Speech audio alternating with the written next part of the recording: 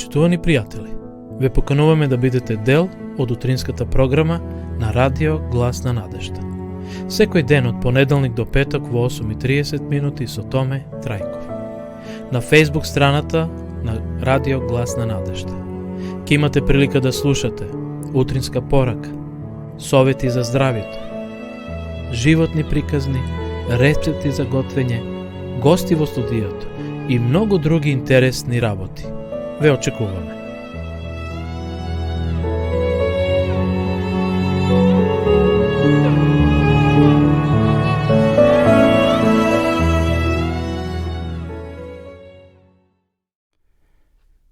Почитувани гледачи, добро утро. Срдечен поздрав од студиото на Радио Глас на надежда од Кавадарци. Вие следите утринската програма на Медиа Центарот, кој секој утро емитува ова програма од понеделник до петок во 8 часот и 30 минути. Верувам дека сте добро, дека се одморивте и пред нас и пред вас еден нов ден што Господ ни го подарува. Верувам дека ќе доживееме нови искуства, нови радости, но можеби ќе се случи нешто што не сме го предвиделе. Животот нова земја е таков и затоа секој утро, секој ден ние треба да го отпочнеме со молитва, односно да се предадеме во рацете на Господа, да тој управува со нашиот живот во тековниот ден. Еве на почетокот сакам да споделам неколку сервисни информации, редовни што ги правиме во нашата утринска програма. Во Кавадарци осамна променливо време, значи малку сонце, малку облаци, беше релативно студено, некаде до 1 до 2 степени утрово беше температурата, сега во влегувањето во студио се искачи на 4, односно 5 степени. Што се однесува до денешната прогноза, таа гласи дека ќе имаме сончево со мала до умерена облачност и потопло.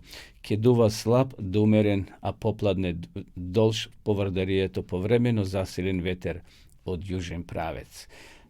Температурата ќе се движи од -7 во крајно западните делови на нашата земја до 14 степен, значи тоа е во Гостиварско-Тетовскиот регион, во Скопскиот регион од 2 до 20, Куманово 0 до 18, Берово -3, таму имавме значи доста ниски температури до 16 степени. Тотално сончево ќе биде во Гевгелија од 2 степени до 20, Кавадарци, Теквишијата од 2 до 21, променливо облачно, Пелагони исто така променливо облачно од 3 до 18 и во Христскиот регион од 3 до 17 степени. Но веќе утре, почитувани гледачи, ќе имаме промена на времето. Променливо облачно и нестабилно. На повеќе места со интензивен дожд, грмежи и засилен ветер. Така да температурата ќе опадне, но зато утринските ќе се покачат. Ќе немаме повеќе минус температури, значи ќе бидат најниските од 5 па некаде до 18 степени. Значи дневните ќе паднат температури, но утринските, односно нокните ќе се покачат. Но ќе имаме утре значи променливо, врнежливо време, поготово во крајно западните делови на северниот дел и во централниот дел на нашата земја.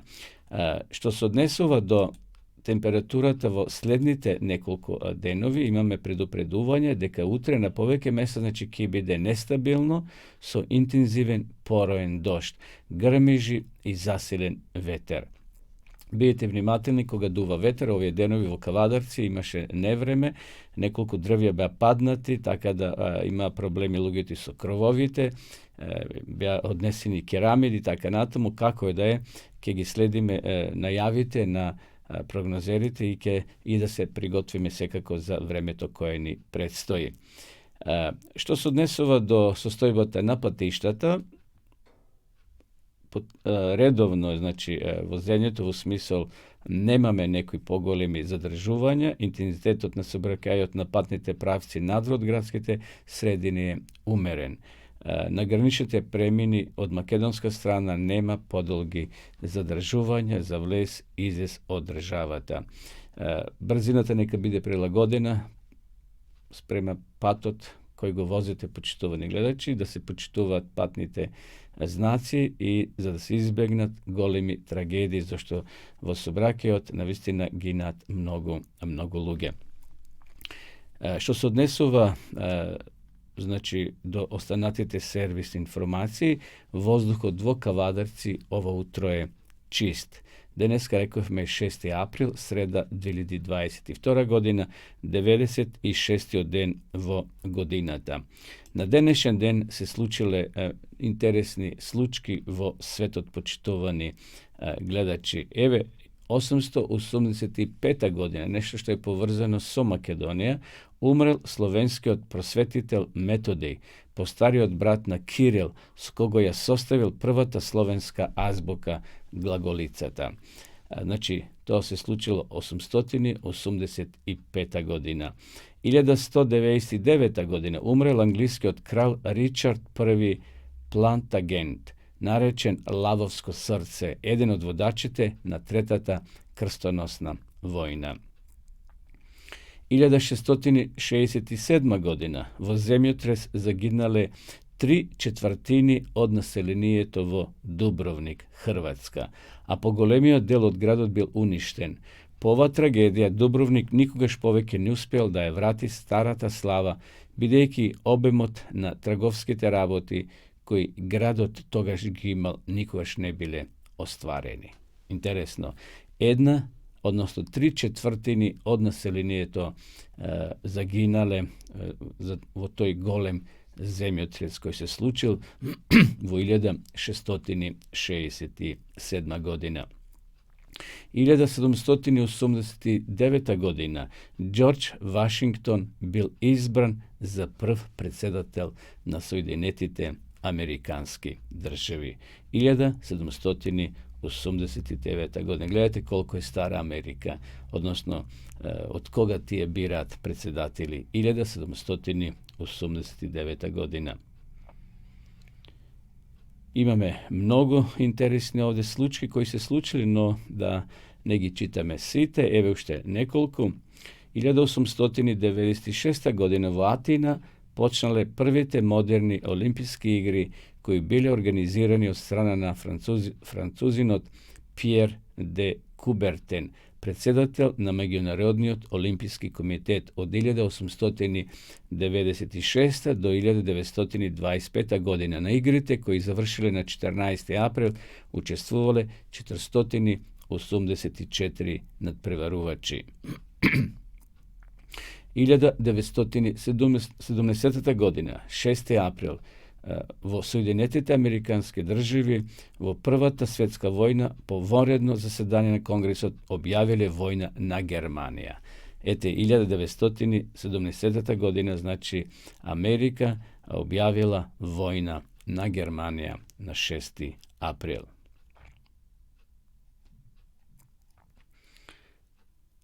– 1965 година, првиот светски комерцијален сателит бил лансиран од космодромот Кейп Кенеди.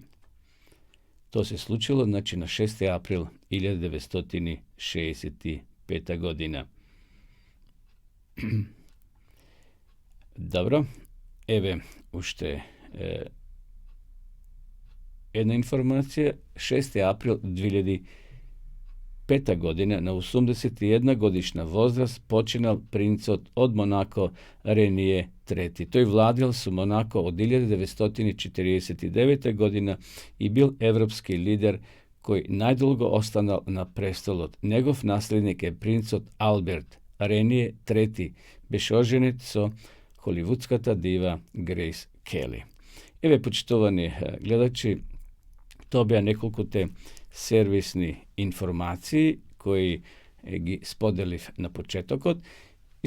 Исто така сакам да ви кажам за гледаноста на вчерашната емисија. Како што веќе знаете, од вчера почнавме во живо повторно да ги емитуваме нашите емисии овде од студиото на Радио Глас на Надежта. Ова е адвентистичко радио која емитува својата програма од понеделник до петок во 8 часот и 30 минути.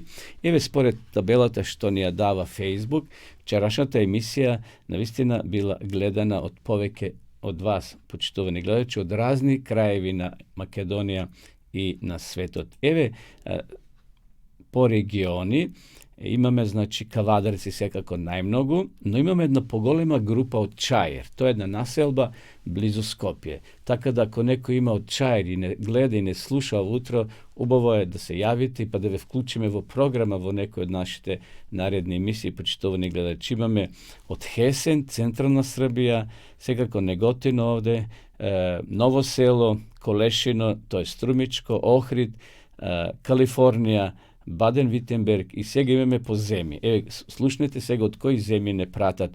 Секако некои не се регистрирани во склоп на Facebook, меѓутоа Македонија рековме најмногу, Германија имаме, Америка исто така имаме, значи, наши гледачи, Србија, Хрватска, Бугарија, Швајцарија, Босна и Херцеговина, Шведска, Холандија, Австралија. Верувам дека имаме и од други краеви на светот кои ја следат нашата емисија, можеби како снимак, како снимена емисија, бидејќи ние снимаме емисиите и ги ставаме на нашиот YouTube канал Радио Глас на надежда, каде што можете да ги гледате, значи, и во текот на другите денови. Ви благодарам на вашата поддршка и на вашата гледаност, почитувани гледачи. Еве, по години, навистина имавме од 55 години па нагоре на наши гледачи. Сега бројката оди надолу. Имаме од 35 години, вчерашната емисија била следена, значи, мислам на староста, сме имали 28 машки пол и 13 женски пол од 35 години. Од 45 години имаме 32 мажи, 14 жени. Од 64 години, од 55 до 64 имаме, значи, 23 мажи, 32 жени. Така да гледаноста постојано расти, се надевам дека се повеќе ќе оди во нагорна линија. Јас некој од вас ќе ве контактирам, почитувани гледачи, овие денови, ако сакате да ве вклучиме во емисија со ваши поздрави, со ваше размислување, ете, ние ви стоиме на располагање. Пишете ни на нашата адреса и да можете да бидете во контакт со нас. Еве, сега ќе одиме со една песна, потоа ќе се вратиме повторно да ги проследиме и останатите содржини.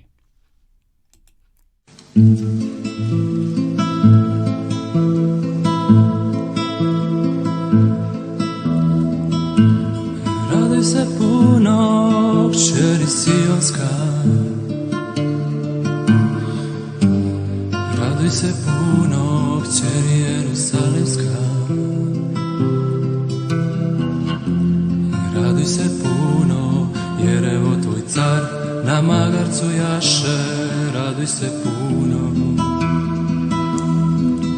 Јерусалиме.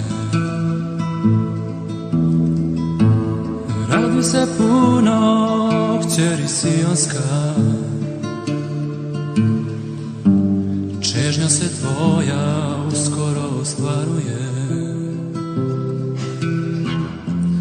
Raduj se puno, jer evo tvoj car, on krotkog je duha, on će te izbaviti. Jerusalime, Jerusalime, Jerusalime, koji kamenje zasipaš mi proroke. O Jerusalime, Jerusalime, Jerusalime, Jerusalime.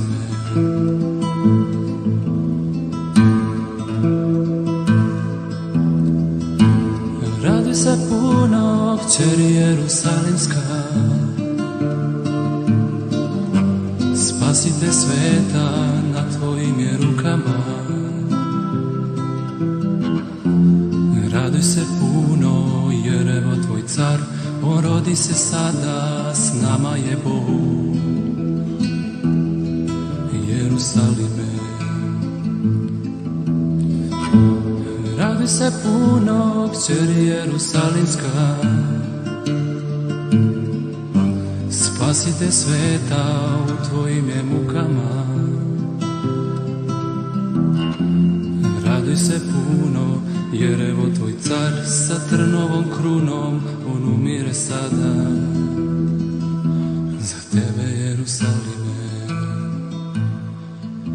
Jerusalime, Jerusalime, koji kamenje zasipaš mi proroke. Koliko puta sam želeo da sakupim te, kao kokoš pod krila svoje piliće, i nehte ste, Jerusalime.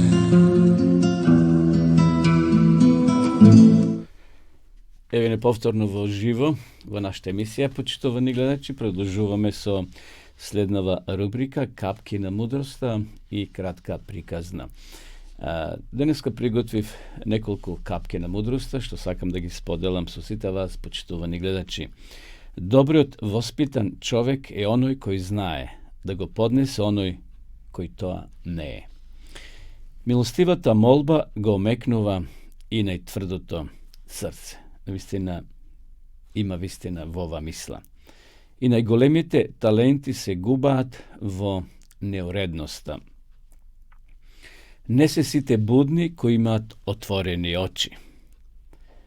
Звучниците го појачуваат гласот, но не и аргументите.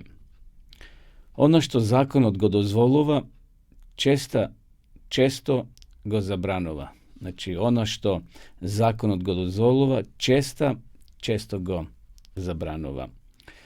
Не се жали што си остарел, многумина ја немале таа предност. И навистина тоа е така. Осмехот е ист на сите јазици. Раката која подарила цвеќе и самата мириса. Старата заблуда е секогаш попопуларна од новата вистина. Ако сакаш да стекнеш непријатели, кажи им дека не се во право. Прави добро и надевај се на добро. Може би некој тоа го искусил и има вистина, но често пати се случува да направиш добро на некого, а ќе ти се врати со зло. Или ако направиш добро 99 пати, а може би оној 100-тиот не си го направил, на жалост многу луѓе ги заборават оние 99 и го памтат она едното. Но како е да правиме добро колку стои до нас и да се надеваме на добро. Ожени се на брзина, ке се каеш на тенане или на мир. Еви тоа некој го искусил. Тоа беа кратките пораки, капки на мудроста за ова утро, почитувани гледачи. Сега едно кратко размислување во кој има еден краток пример, а тоа е песни или грижи. Би сакал да прочитам библиски текст во Псалмите Давидови, 89 глава, првиот стих. Ке пеам секогаш за милостите на Господ. Кога си преокупиран со грижи, значи дека немаш целосна доверба во Бога. Христијанинот кој има доверба во Бога секогаш е ведар и со песна на своите усни. Голем е процентот болни луѓе, чија што болест не е од физички, туку од психички карактер. Еден познат специјалист за стомачни болести вели дека причинителот на 80% од стомашните болести се наоѓа во главата, а не во стомакот. Симптомите на нарушено варење во стомакот честопати се од ментална и душевна природа. Голем број болести се предизвикани од грижи, страв, сомневања. Честопати за лекување на чирот во желудникот повеќе помага верата отколку каква било диета. Кај еден богат човек работел една сиромашна жена која била постојано ведра и пеела од утро до мрак. За разлика од неа, богатиот човек, преокупиран со работа и грижи за своите инвестиции, постојано земал таблетки. Гледајќи ја жената секогаш ведра, тоа почнало да го нервира и на крајот ја запрашал жената.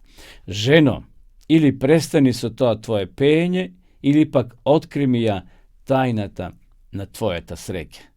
Не е тоа тајна, господине, одговорила таа.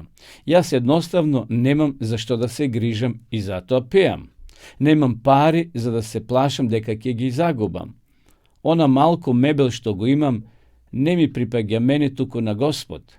И ако изговори или некој ми го украде, односно ако изгори мебелот или ако некој ми го украде, значи само дека тоа Бог го допуштил. Не се грижам дека можеби еден ден ќе се разболам и ќе умрам, бидејќи знам дека тогаш, кога ќе дојде Христос, повторно ќе ме воскресне и ќе бидам за секојаш со Него. Затоа немам за што да се грижам и ми преостанува само да пеам. И сега на крајот, Лука 12:15, еве што кажува.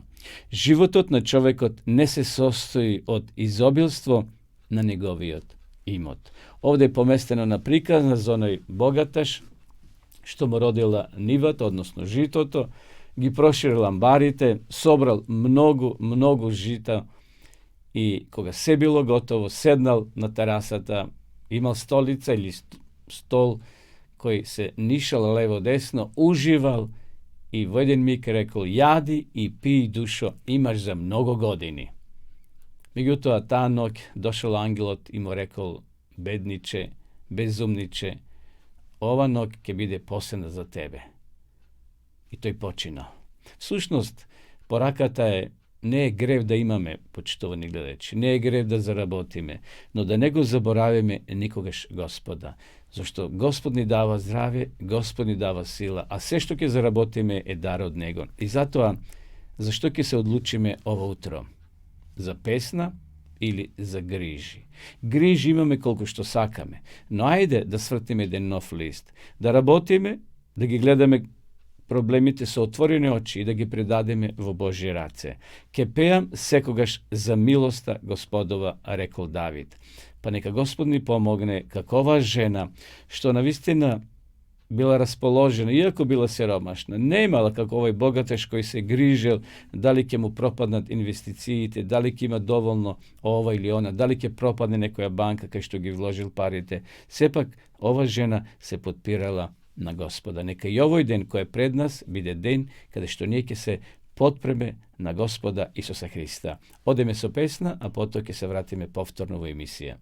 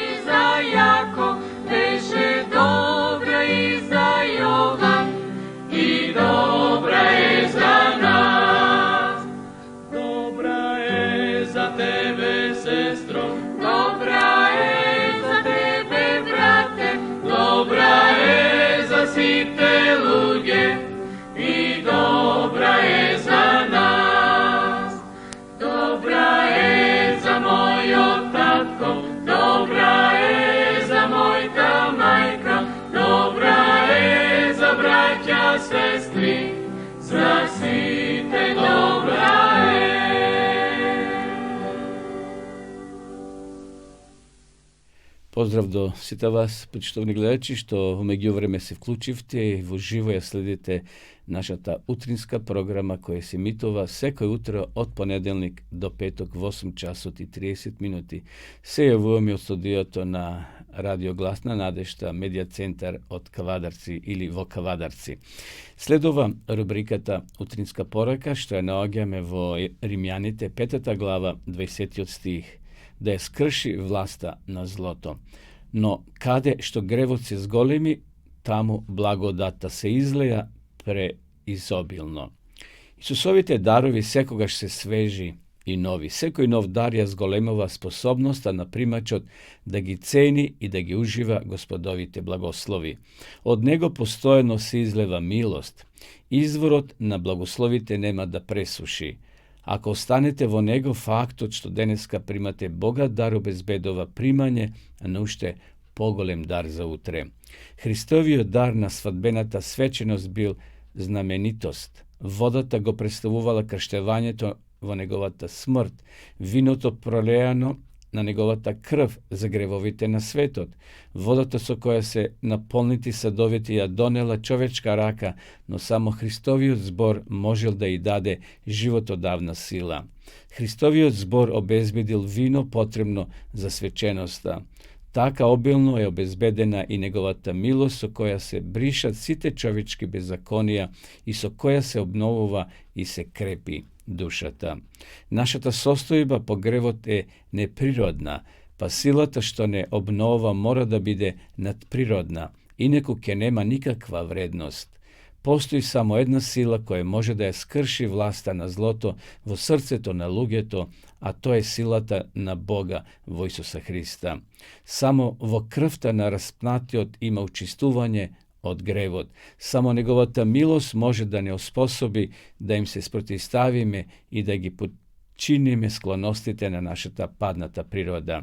Сатанат е одлучен да не им дозволи на луѓето да ја согледаат Божјата љубов, љубов која го навела Бога да го жртвува својот единороден син, за да го спаси изгубениот човечки род, бидејќи токму Божјата добрина ги наведува луѓето на покаяние.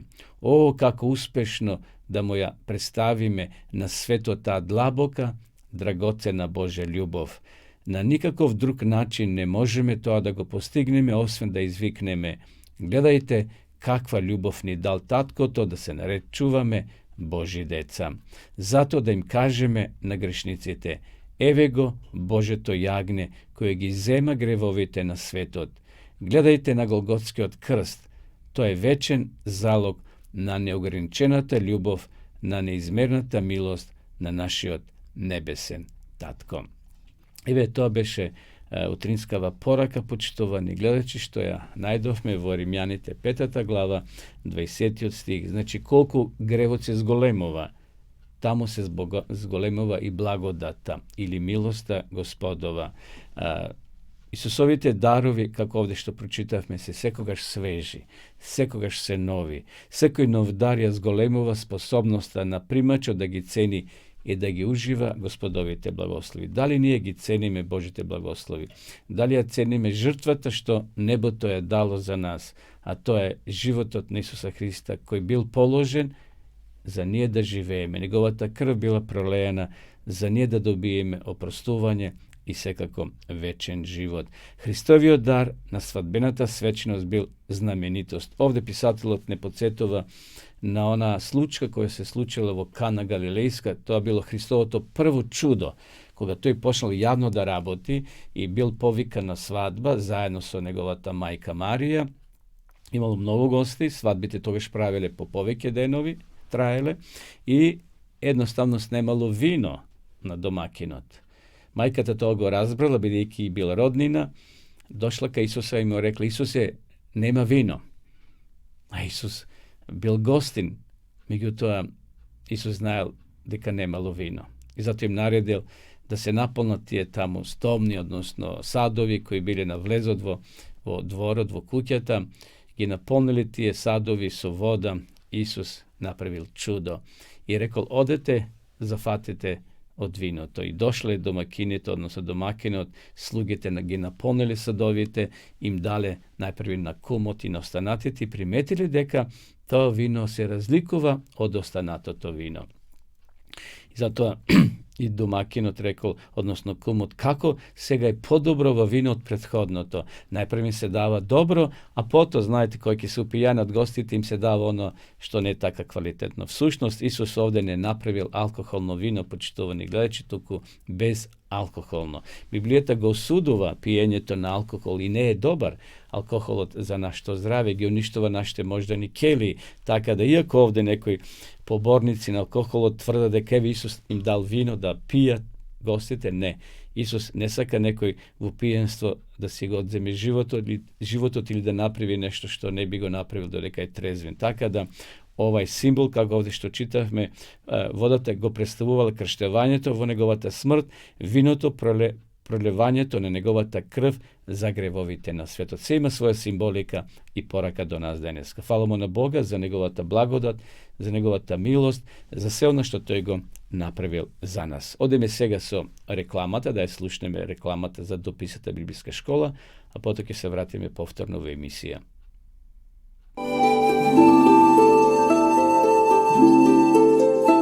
Почитувани пријатели, доколку сакате да ја изучувате Библијата, имате изворедна прилика тоа да го сторите преку онлайн веб страницата на Библијата зборува. Оваа веб страница е креирана за да ви обезбеди сеопфатно, организирано и темелно проучување на Библијата. Курсевите се бесплатни и без обврски. Можете да го следите во кое било време, тогаш кога вам ви одговора. На располагање ги имате следниве курсеви: библиска археологија, библиски пророштва, за верата и верувањето, библиски совети за здравјето, библиски совети за бракот и семејството. Запознајте ја Библијата, Светото писмо на Стариот и Новиот Завет преку курсевите на интернет или во печатена форма.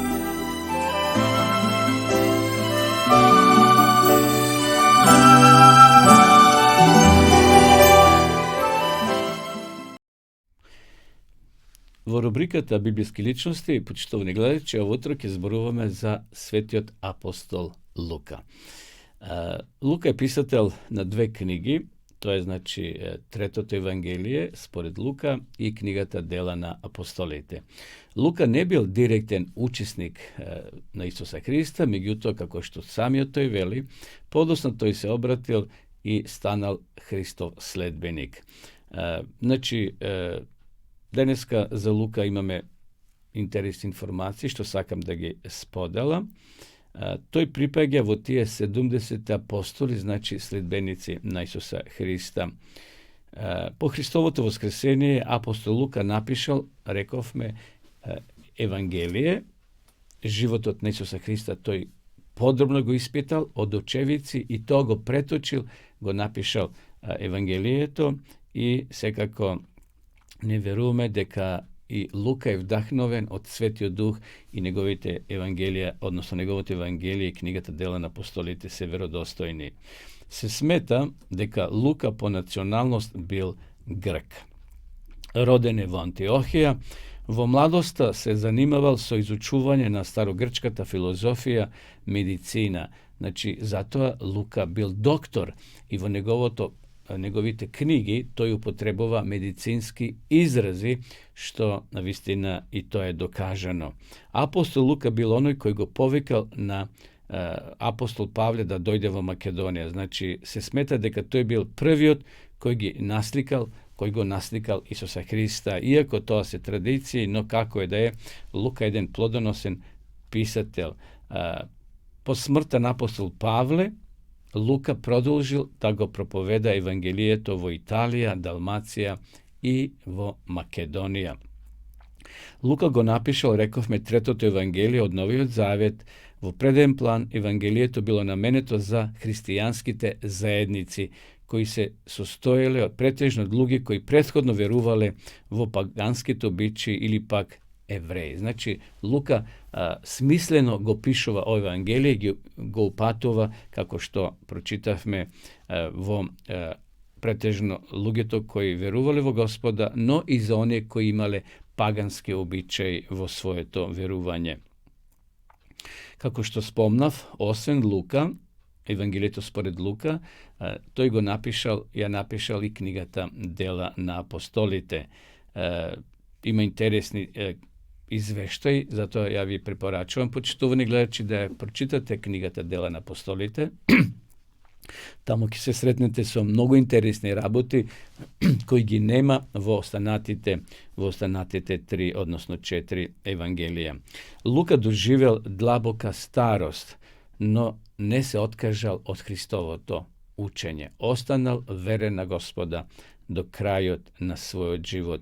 Spored nekoj izvori, to je doživjel dlaboka starost od 84 godini.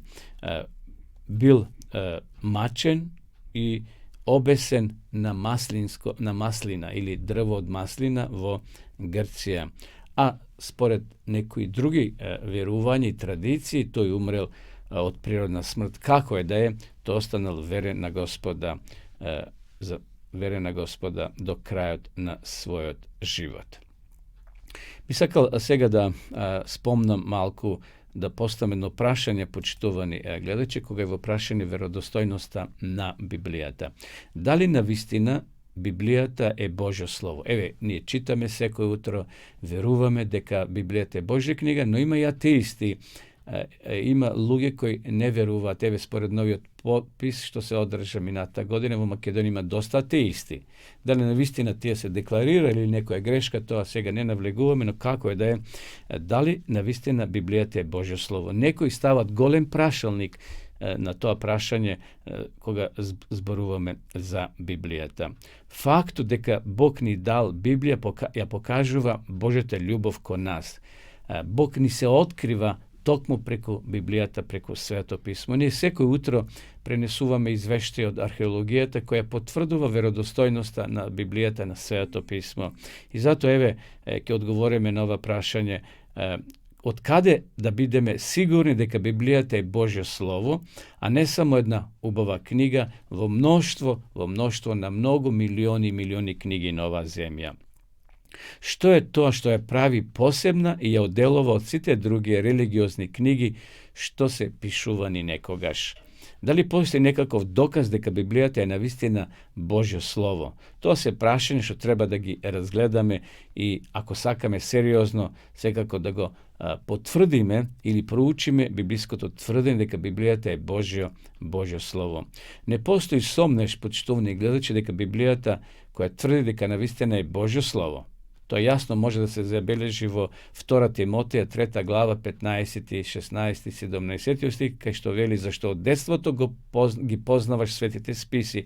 Ово го пишува апостол Павле на младиот соработник Тимотеја, кои може да те направат мудар за спасение преку верата во Исуса Христа. И сега овде пишува целото писмо е од Бога вдахновено и е полезно за поука, за изобличување, за поправање и за воспитување во правдата, за да биде Божјиот човек совршено подготвен за секое добро дело. За да одговориме на ова прашање, треба најпрво да ги разгледаме внатрешните како и надворешните докази за тоа дека Библијата е Божјо Слово. Внатрешните докази се наоѓаат внатре во самата Библија и даваат докази дека Библијата навистина е Божјо Слово и неизиното единство е совршено. И покрај тоа што содржи 66 книги, напишани на 3 различити континенти, на 3 различни јазика, во ова време од 1500 години, повеќе од 40 писатели, кои биле од различити националности и професии, нема противречности меѓу себе. Тие пишувале во еден дух, зашто биле водени од Светиот Дух. Тоа единство е уникално и ја прави поразлично од сите други книги и е доказ дека зборовите се создадени од Бога, така што Бог ги ставил во срцата на сите тие мажи на верата. Деталните пророштва, исто така еден внатрешен доказ дека Библијата е навистина Божјо Слово. Библијата содржи стотици пророштва кои се однесуваат за еднината на различни нации, како и за Израел, за еднината на конкретни градови, за човештвото во целост и за доаѓањето на Месијата, Спасителот на овој свет. Предскажани се многу работи за Исуса, каде ќе се роди, кој ќе го роди, под какви околности, како ќе умре, кој ќе воскресне, и сето тоа е напишано во тие пророчки книги. Може да кажем исто така, постои и друг внатрешен доказ дека Библијата е навистина Божјо Слово, се открива во низиниот особено голем авторитет и сила. Покрај тоа што овој доказ е повеќе субјективен, за разлика од другите два внатрешни докази за Божјата природа на Библијата, тој е исклучиво силен и сведочи за божествената природа на Библијата. Библијата има уникален авторитет.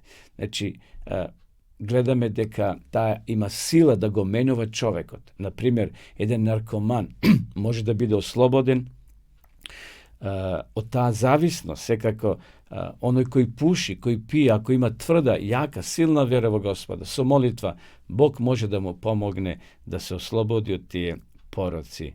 Освен внатрешните докази дека Библијата е навистина Божјо Слово, постојат редици и редици надворешни докази дека Библијата е навистина Божја книга. Спомнавме дека постојат стотици и стотици археолошки докази, почитувани гледачи, кои ни ја потврдуваат веродостојноста на Библијата на Светото писмо. Понатаму може да кажеме дека постои уште едно сведоштво, што ќе го споменеме, а тоа е дека Библијата е многу силно напаѓана и се прават многу обиди да биде уништена. Ниједна книга на овој свет не постои која била толку напаѓана. Во средниот век Библијата била повлечена во тие мовлосени самостани, подорми, со цел да се сокрие, да не допре до обичниот граѓанин. Библијата тогаш била напишана или преведена на латински јазик, што луѓето не можеле да ја прочитат. Тоа можеле да го прочитат само они учените, клерот, што би се рекло, но подоцна Библијата е преведена на народен јазик, така да, иако ѓаволот сакал да ја сокрие Библијата, да не допре до луѓето, зашто на луѓето тогаш ќе им се отворат духовните очи, сепак Бог е сочувал до нашите денови. Преку различните епохи, скептиците се однесувале со недоверба во Библијата, како према една митолошка книга, но археологијата ја докажува низината историска вредност. Низините опоненти го напаѓале учењето во Библијата, така што тврдели дека е примитивно и старо, но моралните вредности, законите и проучувањата што ги содржи Библијата покажале позитивно влијание врз многу општества и култури во целиот свет. Така да Библијата продолжува да биде и денеска да ја напаѓат науката, психологијата и политичките структури, но и покрај тоа, таа е толку актуелна денеска. Последните 2000 години таа го променила животот на многу луѓе и култури. И затоа, почитувани гледачи, да и веруваме на Библијата. Таа е книга од Бога дадена. Необично писмо, необична книга. Еве, толку за Библијата, одиме со песна и потоа повторно ќе се вратиме во нашата програма.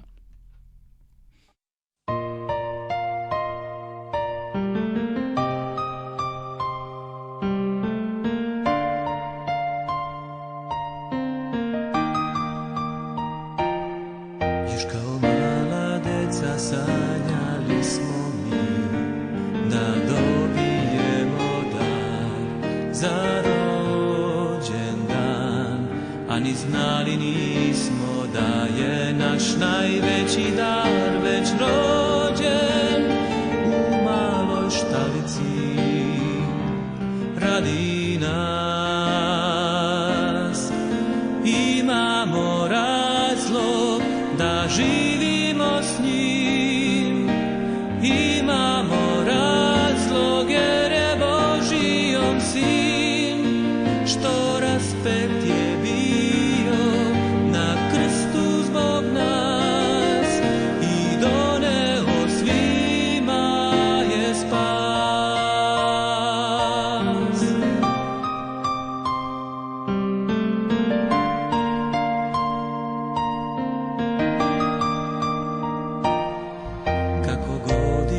Su prolazile sve, mi shvatili smo šta nam znači on, Božji sin što bio raspetljen na krstu radi mene, zato što voli me, voli me.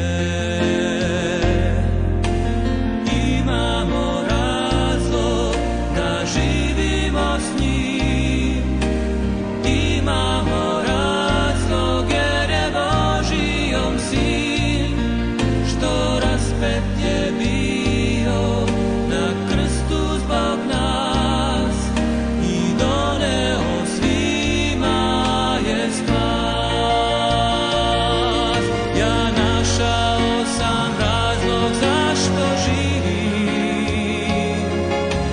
želim to reći svim ljudima.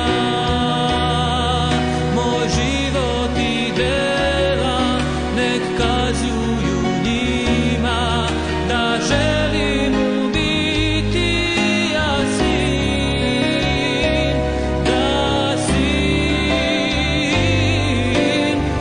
Imamo razlog da živimo s njim, imamo razlog jer je Božji on sin, što raspet je bio na krstu zbog nas i doneo svima je spas. Imamo razlog za to, imamo razlog za to. Почитовни гледачи, вие следите емисијата утринската програма на Радио Гласна надежда. Секој утро од понеделник до петок во 8 часот и 30 минути. Посебен поздрав до сите вас кои во меѓувреме се вклучивте и ја следите нашата програма. Ако нешто пропуштивте, ќе може да ја следите репризат, односно ова емисија се снима и може да отидете на Facebook, на Радио Гласна надежда, односно на нашиот YouTube канал Радио Гласна надежда, каде што се ставени и останатите емисии кои ги имитувавме. Следува рубриката за нашите градови, села, за нашите утопади. Денес ќе зборуваме за градот Велес. Велес, град во средишниот дел на Македонија. Всушност, тоа е и седиште на истата општина. Велес е шестиот град по бројот на жители во Македонија со вкупно население од 43.000. Ова бројка е од 2002 година според тогашниот попис. Сега во новиот попис од 2021 година, ети се уште бројките не ги знаеме, но јас ово утро ги немам кај себе. На северозапад од Велес се наоѓа главниот град на Македонија Скопје. Значи, од Скопје Велес е оддалечен 54 километри, на североисток се наоѓа градот Свети Николе 34 километри, на исток се наоѓа градот Штип 43 километри, на југозапад се наоѓа градот Прилеп 79 километри, а на југоисток се наоѓаат Кавадарци 43 километри и Неготино 40 километри. Значи, тоа се градови со кои граничи општината Велес и самиот град. Велес има мощна поволна географска положба, Значи има убава географска положба, бидејќи е крстопат на меѓународни патни и железнички правци. Кој ќе помине за Скопје или за северниот дел и за јужниот дел, мора секако да се помине низ Велес. Велес низ историјата се нарекува со различни имиња, од кои три се најмногу користени. Од самото основање на градот Велес се нарекувал со името Вила Зора. Може би ќе најдете некоја фирма со ова име кое го зачувала традицијата и самото име Вила Зора. Подоцна во Отоманското царство градот се применувал со името Кјупурли.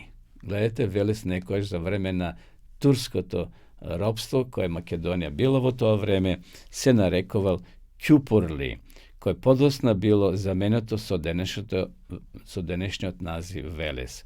За време на СР Македонија, значи Социјалистичка република Македонија, но и во првите години од самостојноста на државата, Велес се нарекувал со името Титов Велес, во чест на маршалот Јосип Броз Тито. Јас сум од таа генерација, почитувани гледачи, што го памтам името Тито Велес, така го викавме, го нарекувавме, како што има Титово велење во Словенија, Тито Врбас, ети во Македонија имаше град посветен на Тито.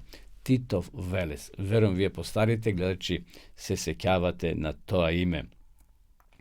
Велес како населба постоел уште од 168 година пред нашата ера и се наоѓал нешто поисточно од денешната локација. Бидејќи градот има стратешка позиција, тој бил често мета на различни странски инвазии и окупации, бил дел од различни балкански kralstva i državi, počnovajke od Pajonija pa završovajke vo SFRJ. Veles je značen i poznat po golem broj raboti. Gradot bil dom na golem broj makedonski prirodbenici, revolucioneri, pisatelji i poeti. To je jedna od lulkite na makedonskata kultura, a niz istorijata se srekjava kako grad na prvio teater vo Makedonija, grad kada što nastapila prvata glumica učiteljkata Tenka Kolarova vo popularnata melodrama mnogo stradalnata Geneova vo 1875. godine. Kako je da je? Veles se isto tako poznat po ona fabrika topilnicata so godini koja go zagaduvaše. Veles sega veke mišćine 20 godini i kusor je zatvorena i skoro je uništena, tako da Veles i Velešani diša čist vozduh. Ima mnogo studiji, ima mnogo podatoci za mnogo deca koji se rodile falični, kako pričina vozduh od koji beše zagaden so deceniji vo ta urbana naselba. Kako je da je, ako pominuvate za Skopje, svratite do Veles, ima što da vidite, znači Veles je jedan modern grad vo Makedonija. Eve, počtovani gledači, to beše rubrikata za našte gradovi, sela, vodopadi, planini. Deneska zborovavme za Veles. I imamo še nekoliko minuti da kažeme i za sovjeti za zdravjeto. Deneska se odlučiv da spodelam nekoliko informacij za glovarčeto. Sega je prolet, kaj da zaminite vo koje livada, ke go najdete ona žolto cveke glovarče. No, zašto glovarčeto je mnogo važno da go koristime? Glovarčeto je lekovito od samite žili pa skroz do vrvot do cveta. Glovarčeto ili kaj narodu ušte poznato kako mlečna kozica pripagja na semejstvo to cvetnije rastenije i raste vo mnogo delovi od cveta, pa i kaj nas jedno od najrasprostranetite i najlesno dostupnije rastenije, no sepak malkumina zna deka može da bide od osobena korist za zdravjeto i sostaven del od našeto meni. Lugjeto od dalešnoto minato znajlje za odredini lekoviti svojstva na glovarčeto, pa so vekovi go potrebuvale vo tradicionalnata medicina i to vo vid na čaj, salata ili sirup. Interesen fakt je to što može da se jade celo to rastenje, znači svi te njegovi delovi, korenot, stebloto, listovite i cvetovite. Ima svoje značenje vo zdravjeto. Glovarčeto je povekogodišnja bilka koja cveta od mart do oktombri. Znači se pojavava vo tekotna letnjot i proletnjot period. Listovite se najdobri za upotreba pred da procveta. Korenot vo prolet, a stebloto vo periodot na cvetanje. Eve 7 pridobivki od koristenjeto na glovarčeto. Prvo, bogata, nutritivna, no i antioksidativna vrednost koja je značajna za borbu protiv hroničnog spaljenja v organizmu. Od korenot do cvetog glovarčeto je visoko hranljivo, odnosno polno su vitamini, minerali i rastiteljni vlakna.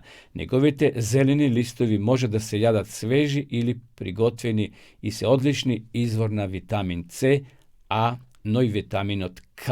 Isto tako sodržat i pomali količestva vitamin E, B9 i drugi vitamini od grupata B.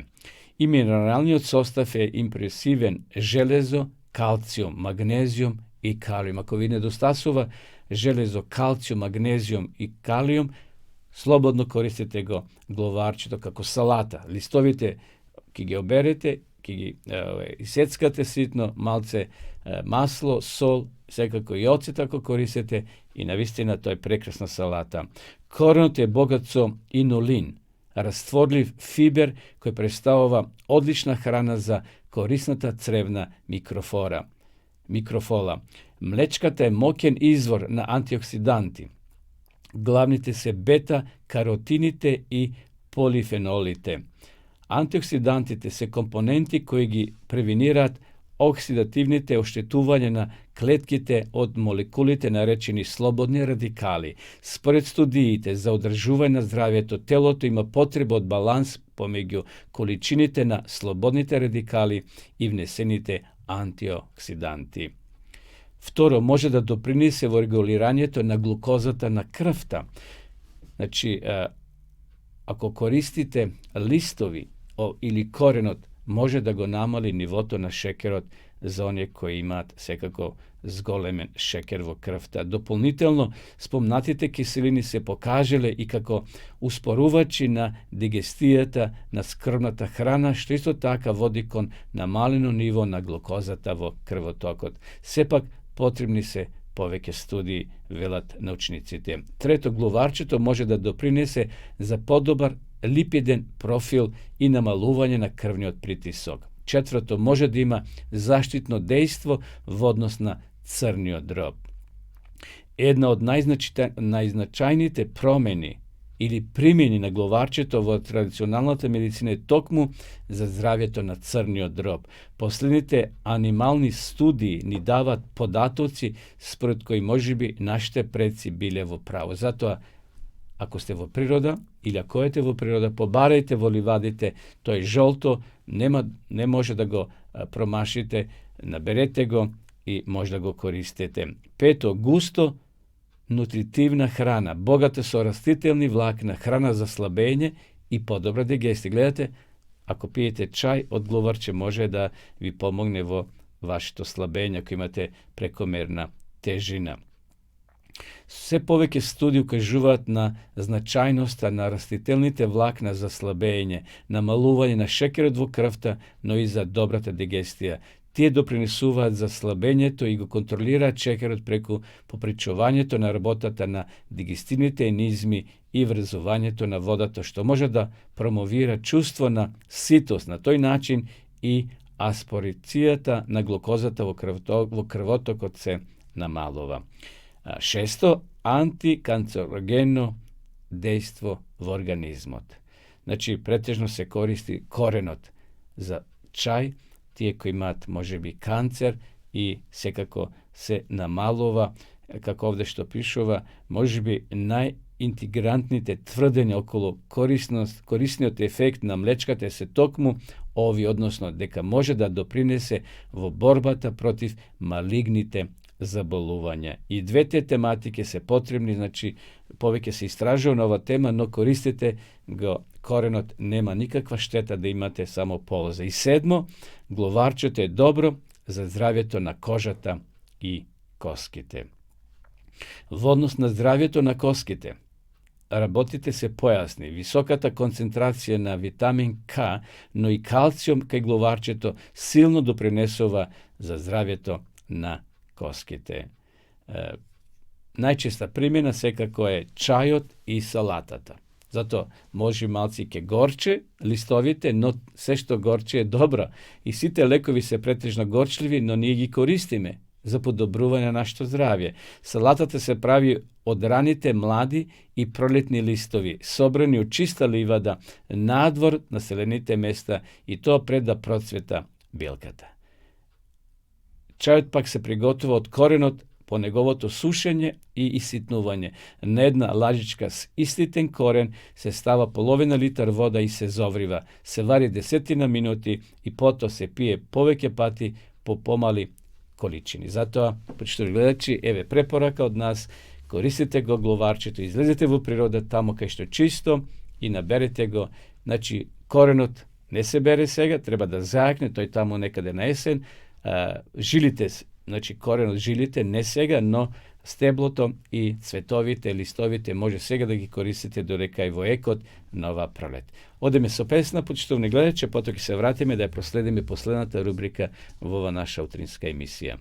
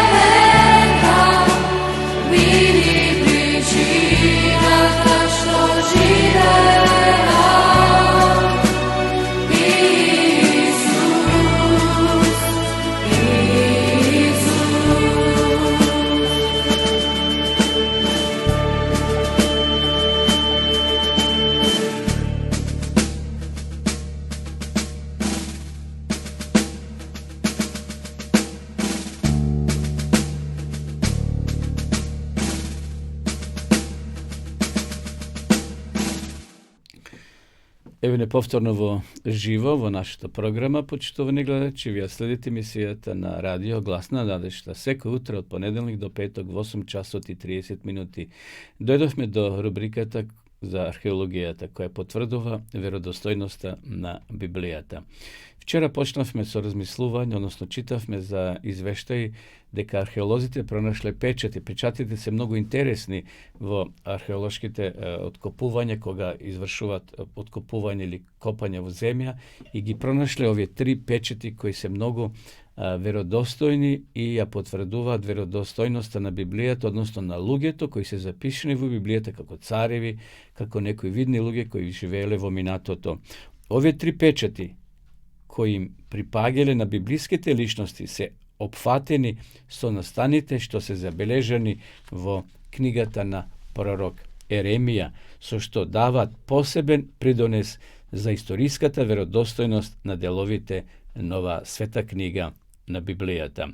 Пред откритијата за кои известува Нахаман Авигад, научниците сметеле дека ниту за еден од 100 познати печати не може со сигурност да се каже дека му припаѓа на некое лице што се спомнува во Библијата, но тоа не е веќе така. Значи, во минатото мислеле научниците дека тие печати не припаѓаат на луѓето кои се запишени во Библијата. Меѓутоа, мислеле дека тоа се некои други луѓе, но подоцна установиле дека сепак тие печати укажуваат на библиските личности. Но тоа не е веќе така. Сега постои печатот на Варуха, негова лична карта. Освен тоа, постои печат на неговиот брат кој зазема висока општествена положба, како и печат на царскиот службеник кој веројатно доаѓал во допир со Варуха. Овие печати, кои се во толку тесна врска со одредени личности, отвараат нови облици на стварноста на библиските извештаи што се однесуваат на нив. Така да, почитувани гледачи, ова книга, ако сакате да имате, во кој има интересни податоци токму за археологијата, која потврдува веродостојноста на Библијата, може да ја добиете. Значи, археологијата и Библијата, разбирање на Библијата преку археолошки пренајдоци. Пишете ни на нашата адреса. Ваши сугестии, ваши совети, ваши искуства. Ако сакате да се јавите во програма, пишете ни и ние ќе воспоставиме во контакт, така да ви стоиме на располагање. Исто така може да ви набавиме, да ви испратиме и бесплатно свето писмо. Еве, почитувани гледачи, полека дојдовме до крајот на денешнава утринска програма. 6. април, среда 2022 година.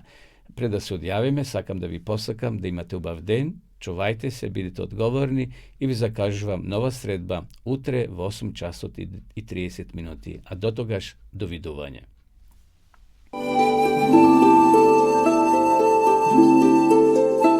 Почитувани пријатели, доколку сакате да ја изучувате Библијата, имате изворедна прилика тоа да го сторите преку онлайн веб страницата на Библијата зборува.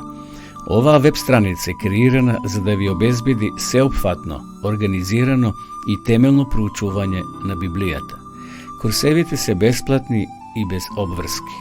Можете да го следите во кое било време, тогаш кога вам ви одговора. На располагање ги имате следниве курсеви: библиска археологија, библиски пророштва, за верата и верувањето, библиски совети за здравјето, библиски совети за бракот и семејството. Запознајте ја Библијата, Светото писмо на Стариот и Новиот Завет преку курсевите на интернет или во печатена форма.